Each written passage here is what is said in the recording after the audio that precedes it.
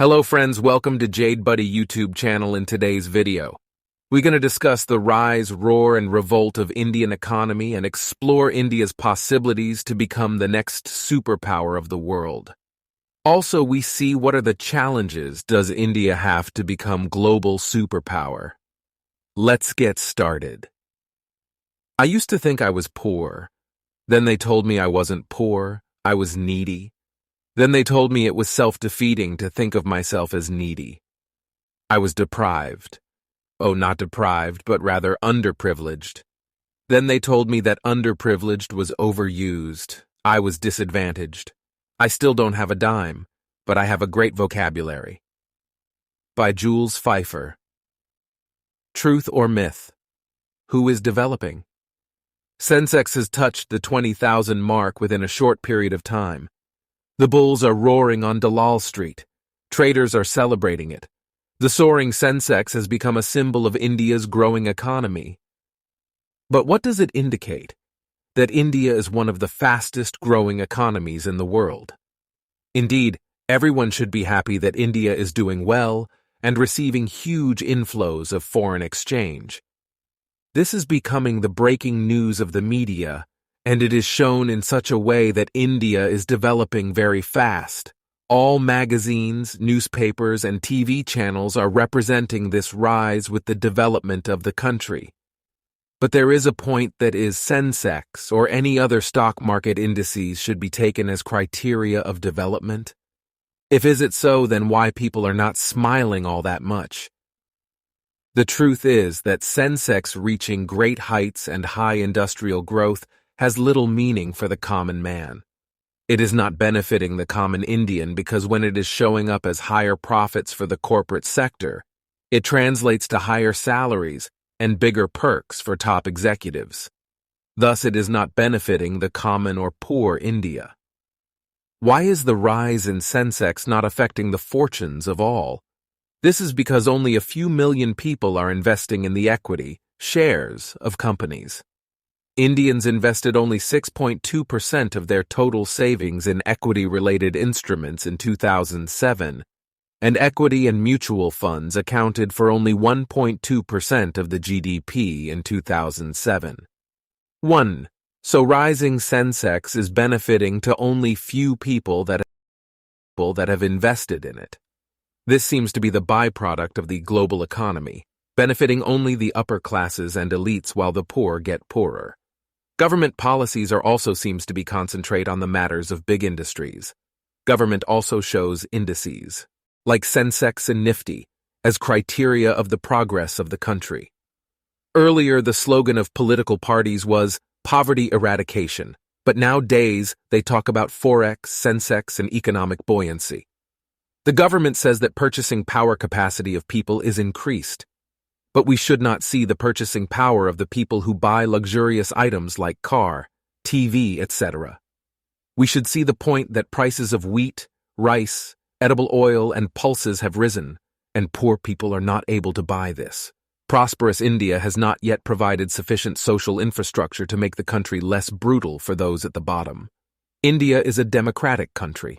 Whether that democracy is a democracy wherein a small portion of people is being benefited, and where there is poverty, they are not getting benefited.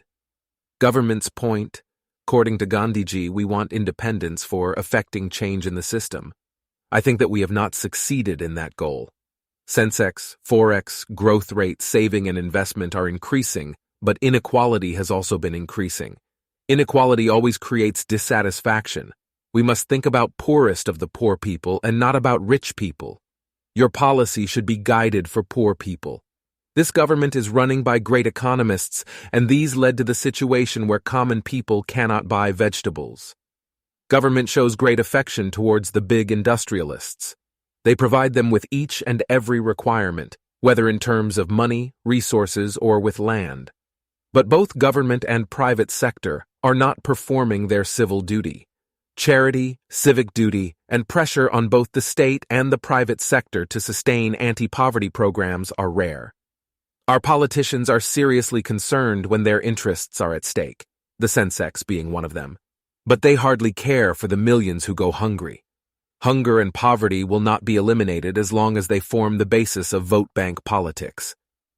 2. Poverty in India is present from a long time.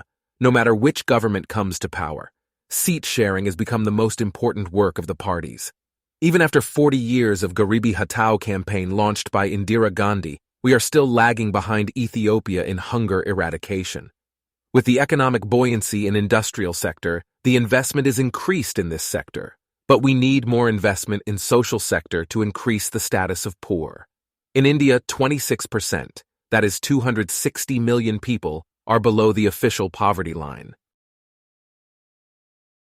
Agriculture sector. India's most of the population is engaged in the agriculture sector. This sector is also suffering from many obstacles. Farmer is the biggest producer and farmer is the biggest consumer. Farmer is getting poorer day by day. Farmers are committing suicides. Till the farmers do not get right prices for their produce, they will not get benefited directly. Third, in agriculture too needs investment, and farmers require credit to remain viable. But today most farmers remain poor without having adequate access to credit and have to migrate from farms to towns in search of work, as productivity and output are low and the size of farms small. Most farmers do not even own the land they are tilling, and the farmers who have their farms to cultivate are forcing to give their land to Special Economic Zones, SEZ. India is trying to attract foreign investment to spur its economy and help develop its largely backward infrastructure. In part, it has chosen to do this by setting up Special Economic Zones, where companies get tax breaks to open businesses and factories. But critics say farmers are often forced from their land or cheated of its value when it is acquired for these projects. On the 29th of October 2007, 27,000 landless people were gathered to march to Parliament and to protest against government. Day by day, the Sensex goes up, but the common people get nothing from this, said Anil Gupta, a march organizer, referring to the Bombay Stock Exchange's benchmark index. People here are asking only for the basics. There is no greed. They don't want clothes or electricity, just land so they can feed themselves, he said. In the recent years of economic liberalization, the program of land distribution among the landless has been badly neglected, while hundreds of thousands of acres that belong to small peasants have been taken away for industries, mining, dams, and others projects. Their already meager share of the land is diminishing. Nonviolent struggle for protecting the land rights of the poor cannot be delayed any further, said P.V. Rajagopal, the main organizer of the march and chairman of the internationally known Ekta Parishad movement. If multinationals needs land, government provide them, but if landless want land, government denied them. All matters of land reforms laws like SEZ come under 9th schedule. Earlier the rule was that laws under 9th cannot be reviewed by court, but now after the Supreme Court decision, that court can interpret the laws. Come under 9th schedule, there is a little hope that this discrimination of farmers could be stopped, but it is not so easy. Nandigram issue is an example. Government is giving the land for SEZ that is fertile and producing.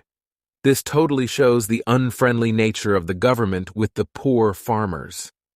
Indian property laws are unsettled and are not precise, and this also helps the government to acquire the land of poor landowners. And the other factor is red tapping and corruption that also allows exploiting these farmers. So we cannot just blame big industrialists. There are so many loopholes present in our system. Farmers are committing suicides because they are not able to give interest of the loan. There is no facility of small credit without any security like in Bangladesh, where Grameen Bank of Yunus Khan is giving small credit without any security. Cause of poverty. The main cause of poverty in India is unemployment. This is also because of illiteracy. The poor people cannot afford private school education, and the level of government education is very bad. So we can say that only few can get jobs in the future because of lack of education and qualification. The poor people also cannot open their own business because they are not able to get sufficient credit. This is because of lack of education and lack of sufficient security. The credit only goes to the rich people who have collateral securities. Consequences of poverty. Due to poverty, poor people are not able to invest and even save money. Saving and investing are become only the business of well-to-do people.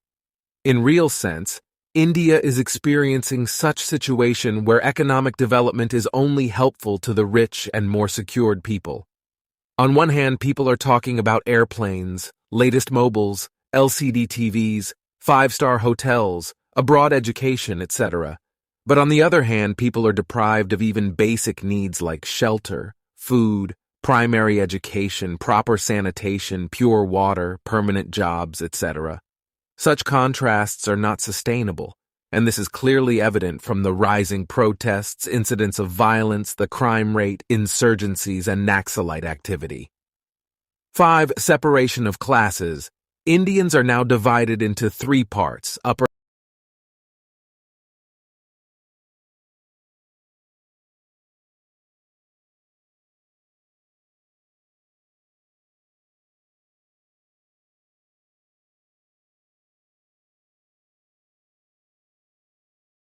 class is also responsible for this. Middle-class Indians who feel little obligation to the poor tend to believe that they have made their contribution simply by becoming middle class.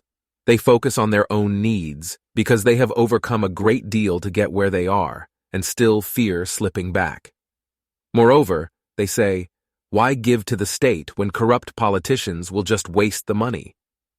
Meanwhile, small charities oriented towards children and women are sprouting up across the country. But life expectancy at birth across India as a whole, 62 for men, 64 for women, is lower than in poor Latin American countries like Guatemala and Nicaragua, and the poorest rural families eat less rice than they did 5 years ago. And no statistic can capture the agonizing sight of a barefoot, ragged 4-year-old doing somersaults at a traffic light to earn a rupee. 6. The government launched the Rural Employment Guarantee Scheme to give employment to the poorest to the poor.